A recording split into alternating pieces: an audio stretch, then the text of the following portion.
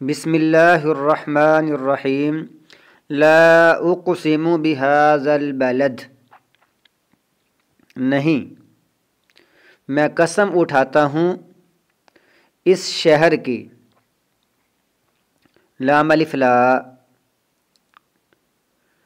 یہ پہلی بات کی نفی ہو رہی ہے. جو لوگ سمجھتے ہیں ایسا نہیں ہے، نہیں جیسا تم سمجھتے ہو ویسا نہیں، بلکہ اقسم میں قسم اٹھاتا ہوں. الف کا معنی میں، لفظ کے شروع میں الف لگا ہو تو اس کا معنی میں، اسی الف کو ختم کر کے نون لگا دیں، نون کا معنی ہم.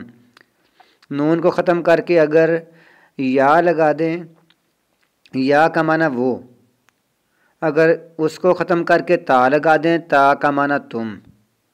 الف کا معنی میں، نون کا معنی ہم، یا کا معنی وہ، تا کا معنی تم. جیسے اقسم میں قسم اٹھاتا ہوں، نقسم ہم قسم اٹھاتے ہیں، تقسم تو قسم اٹھاتا ہے، یقسم وہ قسم اٹھاتا ہے.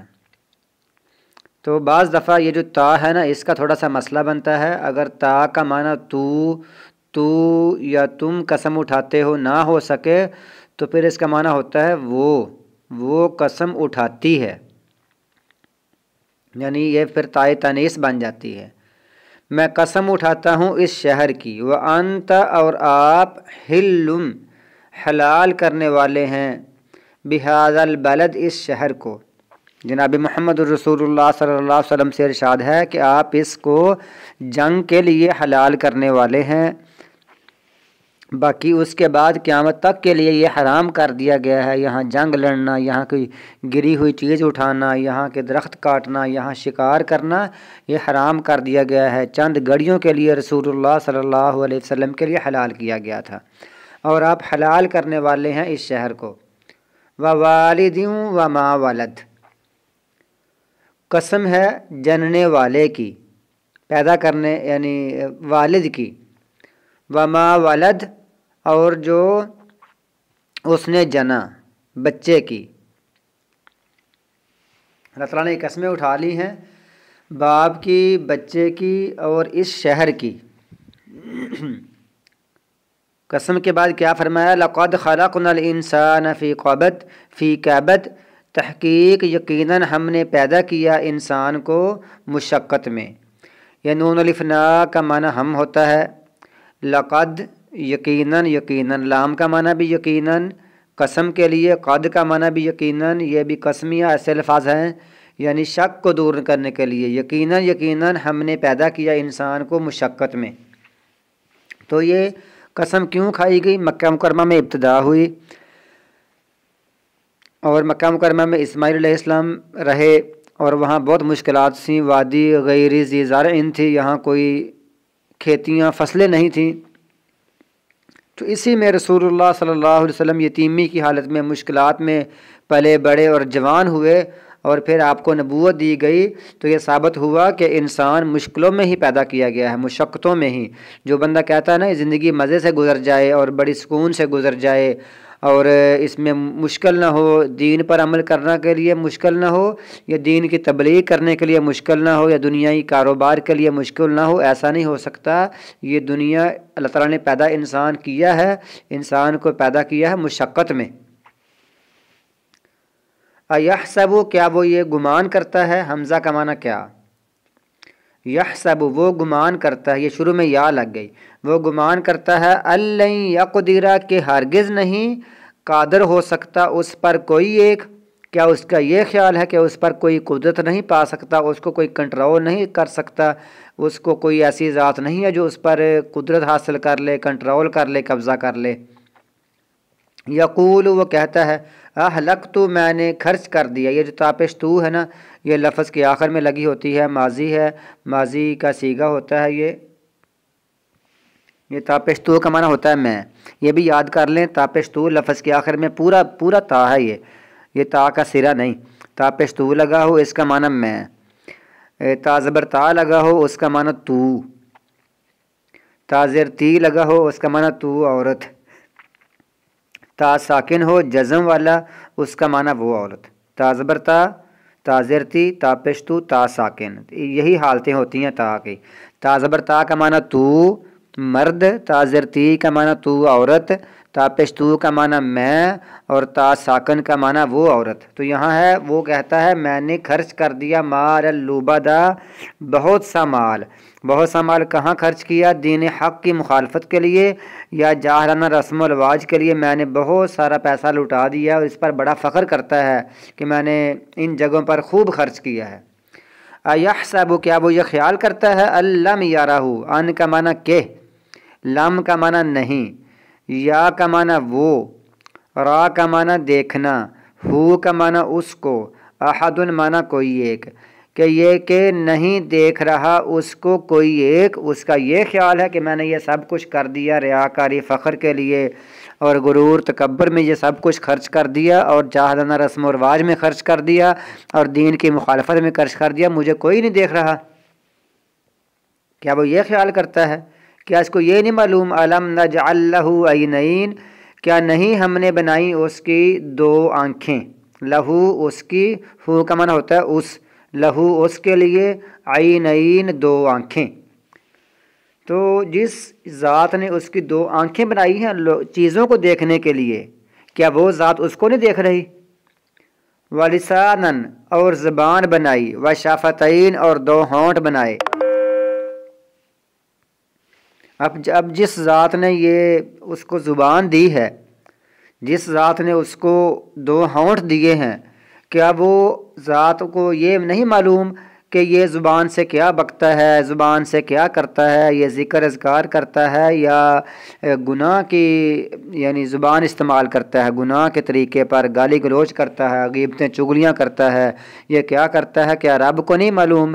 شرکیہ کفریہ کلمات کہتا ہے، بدعات والے کام کرتا ہے، یا اعمال کرتا ہے، یا زبان سے بدعات کی چیزیں نکالتا ہے، الفاظ نکالتا ہے، یا وہ حق تعالیٰ کی معرفت، حق تعالیٰ کی، اللہ تعالیٰ کی توحید، رسول اللہ صلی اللہ علیہ وسلم کی سنت، اللہ تعالیٰ کی وحدانیت، اللہ کے نبی کا ختم نبوت کا اقرار، یا وہ ان باتوں پر اپنی زبان کو استعمال کرتا ہے کہ اللہ کو نہیں پتہ جس نے یہ سب کچھ دیے ہیں اور اس نے دو ہونٹ دیے ہیں۔ دو ہونٹ کس لیے دیے ہیں؟ ذکر اذکار کے لیے، اللہ تعالیٰ کی فرما برداری کے لیے۔ لیکن ساتھ اس کی ایک اور نشانی، اللہ تعالیٰ نے اس کو مکمل بنایا ہے، اس کو دو آنکھیں دی ہیں، زبان دی ہے، دو ہونٹ دیے ہیں، وَهَدَيْنَاهُ النَّجْدَيْنِ، اور اس کی رہنمائی کی ہے دو رستوں کی طرف۔ تو اب اس سے کیا مراد ہے؟ ترتیب میں تو یہی سمجھ آتی ہے کہ یہ دو ہونٹ ہے نا، اس سے وہ ماں کی چھاتی کی طرف اس سے دودھ چوستا ہے اور اپنا پیٹ بھرتا ہے۔ جب پیدا ہوتا ہے اللہ تعالیٰ فرماتا ہے اس کو دو آنکھیں دی ہیں اور زبان دی ہے اور دو ہونٹ دیے ہیں۔ دو ہونٹ اور زبان کے ساتھ وہ ماں کی چھاتی سے دودھ حاصل کرتا ہے، چوستا ہے۔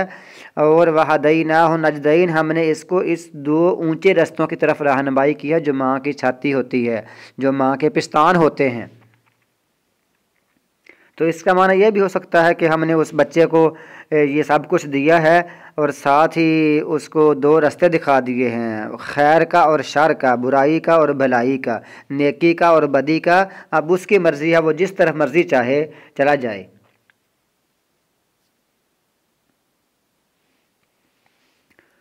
فَلَقْتَحَمَ الْعَقَبَةَ، تو نہیں، لا کا معنی نہیں، فا کا معنی تو نہیں وہ داخل ہوا گھاٹی میں۔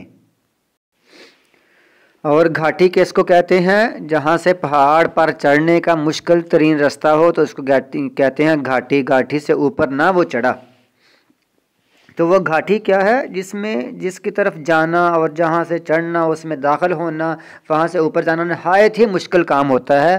یہ بڑی جد و جہد سے اور بڑی سختی سے اور اپنے جسم پر قابو پا کر، نفس کو مضبوط کر کے، اپنے دل کو، اپنے دماغ کو، اپنی ٹریننگ کو، اپنی جسمانی قوت کو مضبوط کر کے، اپنے ارادے کو پختہ کر کے، عزم مصمم کر کے بندہ اس پر عمل کر سکتا ہے۔ اس گھاٹی میں بندہ وہی داخل ہوتا ہے۔ اپنے آپ پر تو خرچ کرنا نہایت آسان ہے، حق کی مخالفت میں، دین کی مخالفت میں بڑا آسان ہے، لیکن اصل کام یہ تھا جو اس نے نہیں کیا۔ وہ کیا ہے؟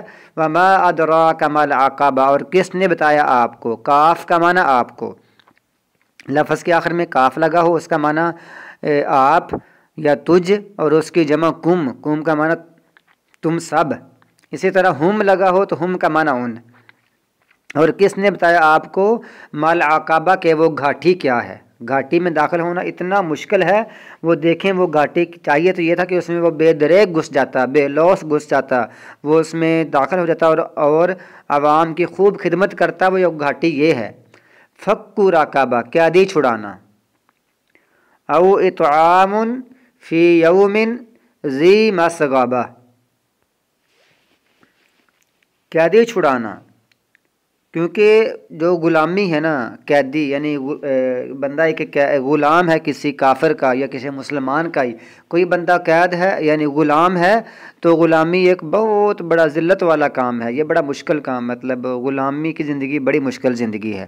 اور جو بندہ غلام کو آزاد کروائے تو یہ بہت ہی افضل ترین کام ہے، گویا کہ یہ گھاٹی میں داخل ہونے کے برابر ہے۔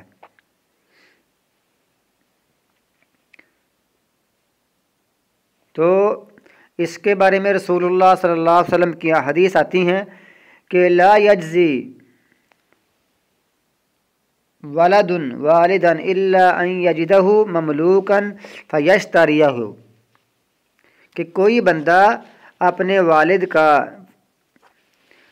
حق ادا نہیں کر سکتا، اس کی مثلا اس کی خدمات کا جو والد نے بچے کے لیے دی ہوتی ہیں، جتنا اس نے بچے پر احسان کیے ہوتے ہیں اس کا حق ادا نہیں کر سکتا، مگر اس شرط میں اس طریقہ پر حق ادا کر سکتا ہے کہ اپنے والد کو کبھی کسی جگہ پر کسی موقع پر غلام دیکھے، باپ اس کا غلام ہو چکا ہو، فیعتقہ ہو تو وہ اس کو آزاد کروا دے، تو یہ پھر تب اس کا حق ادا ہوتا ہے والد کا۔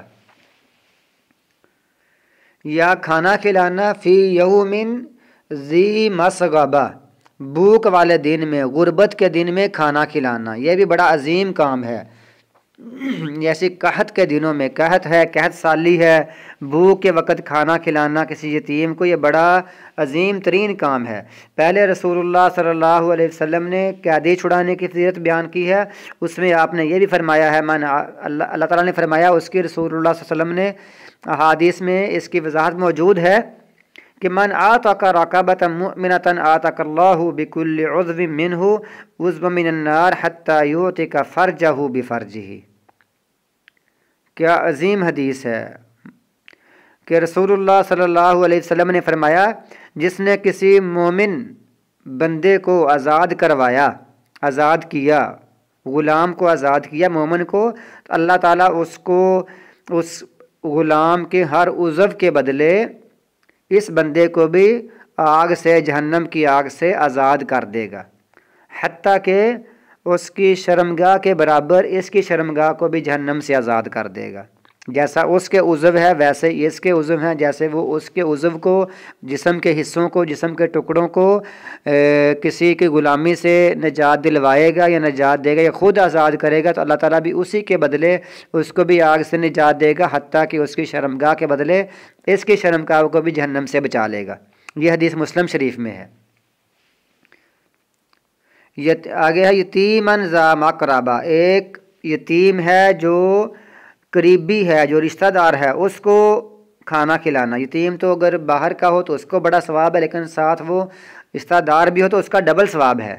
جیسے رسول اللہ صلی اللہ علیہ وسلم نے فرمایا ہے، سلمان بن عامر سے روایت ہے، الصدقۃ للمسکین صدقۃ وانھا علی ذی الرحم اثنتان صدقۃ وصلۃ، کہ مسکین کو کھانا کھلانا صدقہ ہے، صدقہ کرنا مسکین پر صدقہ ہی ہے، اس کا ثواب ہے، اور لیکن جو رشتہ دار ہے اس پر ڈبل ثواب ہے، ایک صدقہ کرنے کا اور دوسرا صلہ رحمی کا، رشتوں کو ملانے کا۔ او مسکینن ذا متربہ، یا پھر وہ مسکین کو، ذا متربہ جو مٹی والا ہے، مٹی میں ملے ہوئے مسکین کو، جو مٹی میں لتھڑا ہوا ہے، اس کو بندہ کھانا کھلائے، تو یہ اصل گھاٹی ہے، یہ ہے عظیم گھاٹیاں۔ قیدی چھڑانا، غلام چھڑانا، بھوک، قحط کے دنوں میں، قحط سالی کے دنوں میں یتیم کو کھانا کھلانا، یتیم بھی وہ رشتہ دار ہو۔ بعض دفعہ لوگ جو باہر کے لوگ ہوتے ہیں یتیم، ان کو تو بہت کھانا کھلاتے ہیں، لیکن جو اپنے رشتہ دار ہوتے ہیں تو ان کو ان کہتے یہ کون سا ہمیں کما کا دیتے ہیں، یہ ہماری باتوں مانتے نہیں، ہم ان کو کیوں کھلائیں۔ اور یہ بھی یاد رکھیں یتیمی کب تک ہوتی ہے؟ یتیمی جب تک ہے جب تک بچے بالغ نہ ہو جائیں۔ بالغ ہونے سے پہلے یتیمی ہوتی ہے، جب بالغ ہو جائیں پھر یتیمی نہیں ہوتی، پھر وہ خود اپنا کام کر سکتے ہیں، یعنی یتیمی بلوغت تک ہے۔ یہ گھاٹیاں ہیں۔ ثم کان من الذین، پھر وہ ان لوگوں میں سے ہو جو ایمان لائے۔ یہ اور ایک چیز گھاٹی ہے، وہ صحیح طرح ایمان لانا، اس میں یہ بھی ضروری ہے کہ بندہ ایمان لائے۔ صرف ایمان کے بغیر بندہ خرچ کرتا رہے، یتیموں کو مسکینوں کو کھلاتا رہے، قیدی چھڑاتا رہے، اس کا کوئی فائدہ نہیں ہے۔ یہ بھی ایمان سب سے پہلے ہے۔ تو یہ یہاں آخر میں کیوں لایا گیا ہے؟ یہ ثم ہمیشہ ترتیب زمانی کے لیے نہیں ہوتا، بعض دفعہ یہ ذکر کرنے کے لیے ہوتا ہے۔ یہ بھی یعنی ذکر اس کا اسی ترتیب سے آ رہا ہے، لیکن سب سے افضل ترین کام کیا ہے؟ وہ ایمان ہے۔ ایمان کے بعد یہ ساری نیکیاں قابل قبول ہوں گی۔ وَتَوَاصَوْا بِالصَّبْرِ، اور وہ ایک دوسرے کو صبر کی وصیت کریں۔ یہ بھی گھاٹی ہے، صبر کی وصیت کرنا، خود صبر کرنا اور صبر کی وصیت کرنا، یہ بہت عظیم کام ہے۔ وَتَوَاصَوْا بالمرحمہ، اور رحم کی وصیت کرنا، رحم کی وصیت کرنا یہ بھی بڑا عظیم کام ہے۔